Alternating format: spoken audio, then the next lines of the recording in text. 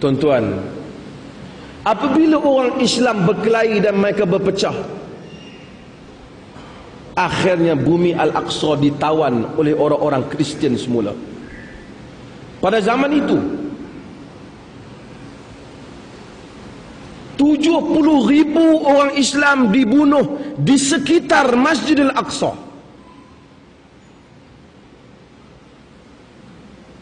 Tak ada pemerintah yang boleh membebaskannya.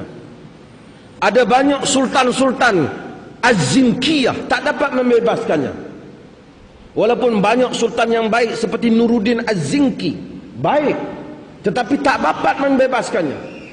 Sehingga pada kurun ke-6 Allah Subhanahu wa taala membangkitkan seorang sultan yang bukan daripada keturunan Arab, yang tuan-tuan semua tahu, iaitulah Salahuddin Al-Ayyubi. Bukan orang Arab, bukan keturunan Yasir Arafat, bukan keturunan Raja Hussein di Jordan, bukan. Dia seorang yang berbangsa Kurdi, tetapi bersemangat Islam. Inilah Islam yang tidak pernah mengira soal bangsa. Mari kemerdekaan orang banyak membicarakan tentang ketuanan Melayu. Sebelum nak cerita Salahuddin ni, saya nak cerita tentang Islam.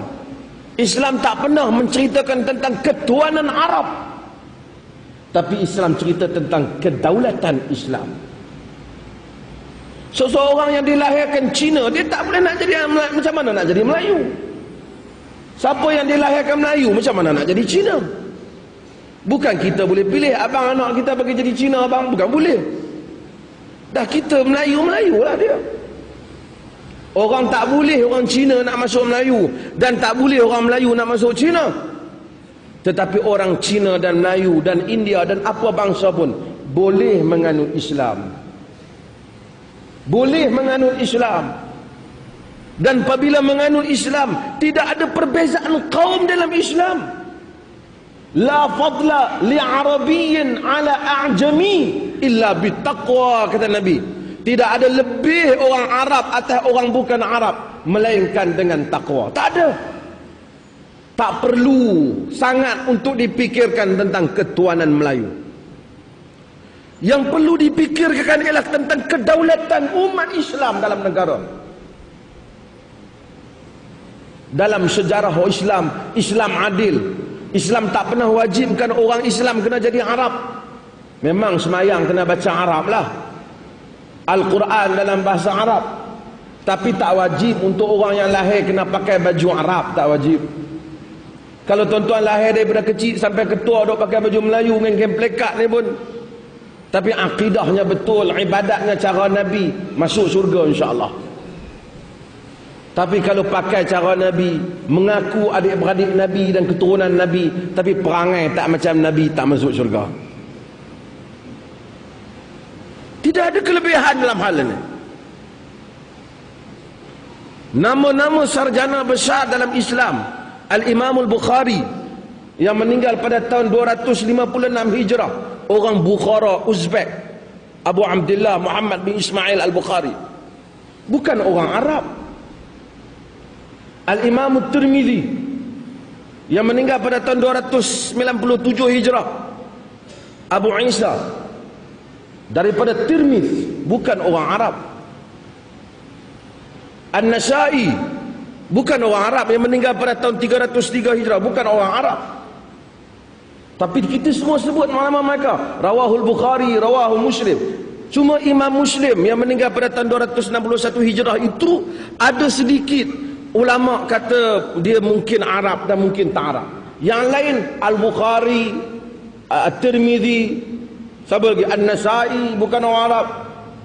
Abu Dawud bukan orang Arab. Bukan orang Arab. Ibnu Majah yang meninggal pada tahun 275 Hijrah, bukan orang Arab. 79 Hijrah, bukan orang Arab. Abu Dawud yang meninggal pada tahun 275 Hijrah, bukan orang Arab. Tetapi orang kenal Rawahu Tirmidzi, Rawahul Bukhari, Rawahu Abu Dawud, Rawahu Ibnu Majah. Umat Islam tak pernah membezakan soal bangsa. Mereka bincang soal iman. Ini masalah orang Melayu dalam Malaysia ni. Dia duk kira Melayu. Bukan Melayu kalau masuk Islam dia panggil makloh. 10 tahun pun duk mu'alaf lagi. Padahal korang tu Islam lebih baik daripada dia lagi. Dulu lebih teruk. Dia panggil dia tu masuk Melayu dah. Macam mana boleh masuk Melayu? Melayu bangsa, orang tak boleh masuk Melayu. Yang orang boleh masuk Islam. Boleh masuk Islam. Islam tak kira. Salahuddin Al-Ayyubi perang membebaskan Masjid Al-Aqsa. Dia bukan orang Arab.